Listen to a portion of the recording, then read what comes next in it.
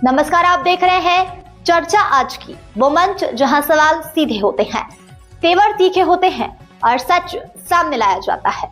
यहाँ बात होती है जनहित की, यहाँ होती है जवाबदेही की मांग। मैं हूं आपके साथ साक्षी और अब वक्त है उस खबर का जिसने पूरे सिस्टम को कटघरे में खड़ा कर दिया है। सिवान में त्रिस्तरीय पंचायत प्रतिनिधियों का महासम्मेलन आयोजित। सम्मेलन में बिहार सरकार के स्वास्थ्य एवं विधि मंत्री और पंचायती राज मंत्री हुए शामिल। सिवान में जिला मुखिया संघ के द्वारा शहर के टाउन हॉल में त्रिस्तरीय पंचायत प्रतिनिधियों का महासम्मेलन आयोजित किया गया। इस सम्मेलन में बिहार सरकार के स्वास्थ्य एवं विधि मंत्री मंगल पांडे और पंचायती राज मंत्री दीपक प्रकाश भी शामिल हुए। मंत्री दीपक प्रकाश, मंत्री मंगल पांडे और सिवान सांसद विजय लक्ष्मी देवी ने कार्यक्रम का उद्घाटन किया। वहीं कार्यक्रम की अध्यक्षता जिला मुखिया संघ के जिला अध्यक्ष अजय भास्कर चौहान ने किया। इस कार्यक्रम में जिले के सभी विधायक, जिला परिषद अध्यक्ष, सभी प्रमुख मुखिया, सरपंच, पंचायत समिति सदस्य, वार्ड सदस्य एवं पंचगण मौजूद रहे। महासम्मेलन में प्रतिनिधियों ने पंचायतों को प्रशासनिक, वित्तीय एवं कार्यकारी अधिकारियों से और अधिक सशक्त करने की मांग उठाई ताकि गांव के विकास कार्यों को गति मिल सके। महासम्मेलन में जिले भर से आए पंचायत प्रतिनिधियों की बड़ी भागीदारी देखने को मिली। अपने संबोधन में मंत्री दीपक प्रकाश ने कहा कि देश रत्न डॉक्टर राजेंद्र प्रसाद की धरती सिवान पर लगभग 20 वर्षों के बाद पहली बार इस स्तर का त्रिस्तरीय पंचायत प्रतिनिधियों का महासम्मेलन आयोजित किया गया है। इस महासम्मेलन का मुख्य उद्देश्य पंचायती राज अधिनियम में निहित अधिकारों की जमीनी स्तर पर प्रभावी ढंग से लागू कराना है। मंत्री मंगल पांडे ने कहा कि इस प्रकार के आयोजन लोकतंत्र की जड़ों को मजबूत करने का कार्य करते हैं। पंचायत प्रतिनिधि गांव के जनमानस की सबसे मजबूत आवाज होते हैं। संविधान में जो व्यवस्था की गई है, आप सबों को अधिकार दिया गया है। जनसेवा से जुड़े जो भी विभाग हैं सरकार के, उन विभागों के कामकाज में, रोजमर्रा के कामकाज में ग्राम पंचायत के स्तर तक जाकर के आपको अधिकार प्राप्त है, उसका आप हस्तक्षेप कर सकते हैं। साथियों, जब अधिकार मिलता है, अधिकार के साथ साथ जवाबदेही भी मिलती है, उत्तरदायित्व भी मिलता है।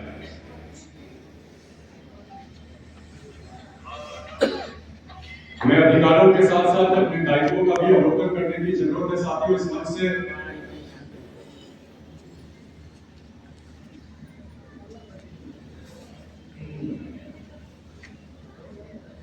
अब पंचायती राज व्यवस्था को देखें,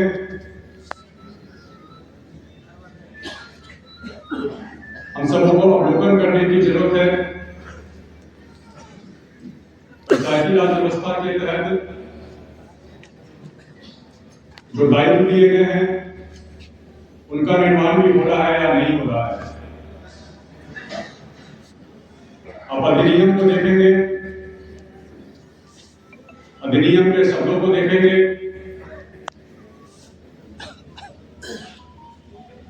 पंचायतों में जिस प्रकार से स्थायी समितियों की व्यवस्था की गई है, निगरानी समिति की व्यवस्था की गई है, जिस प्रकार के अधिकार आपको दिए गए हैं,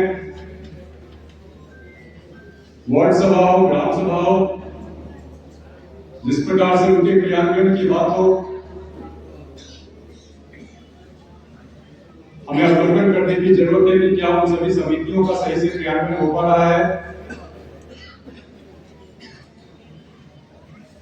इस सवाल का जवाब हम सबों को पता है। साथियों,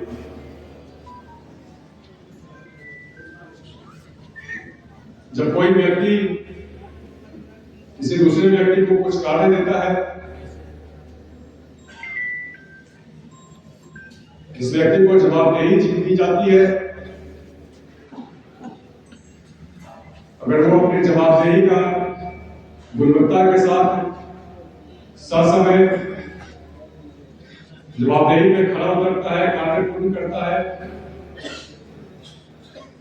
तो सामने वाला व्यक्ति उसको आगे भी चलकर जवाबदेही देना चाहता है।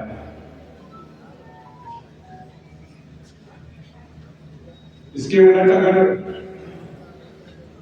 जवाबदेही पे खड़ा उतरने में आप कमजोर पड़ते हैं, उदाही बरतते हैं, तो सामने वाला व्यक्ति अगली बार जवाबदेही देने से पहले सोचता है साथी। आप खुद भी इस बात को महसूस करते होंगे।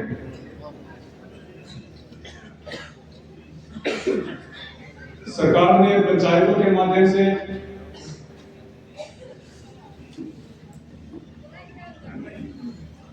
माननीय जनप्रतिनिधियों को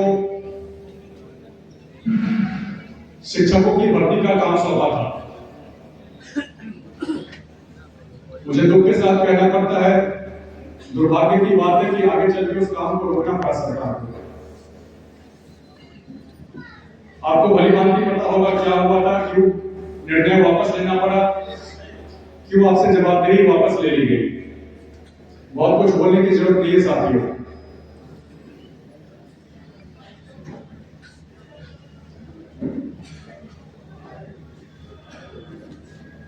पूर्वजों से, अभिभावकों से सुनने को मिलता है,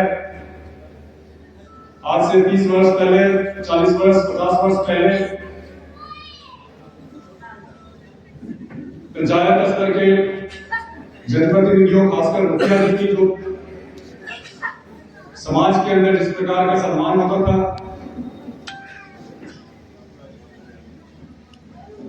जिस प्रकार से उनके पद की गरिमा थी, आज के समय में उन पदों की क्या वही पुरानी गरिमा आज भी बरकरार है साथियों? का जवाब भली भांति जानते होंगे, और उसके पीछे क्या कारण है वो भी आप जानते होंगे। आप तो जनप्रतिनिधि हैं। 40 साल पहले, 50 साल पहले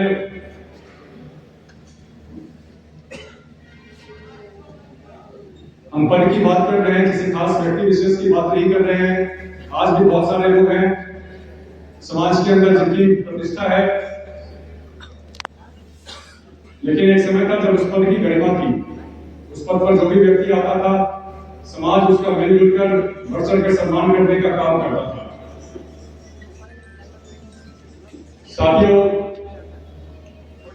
अगर हमें गांधी जी के सपने को साकार करना है,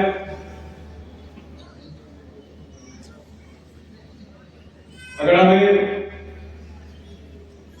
सही मायने में ग्राम स्वराज की स्थापना करनी है,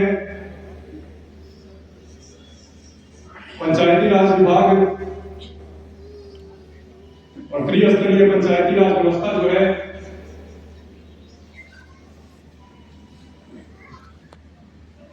आप सबों में संविधान और अधिनियम के माध्यम से इतना अधिकार निहित है। ये पूरी व्यवस्था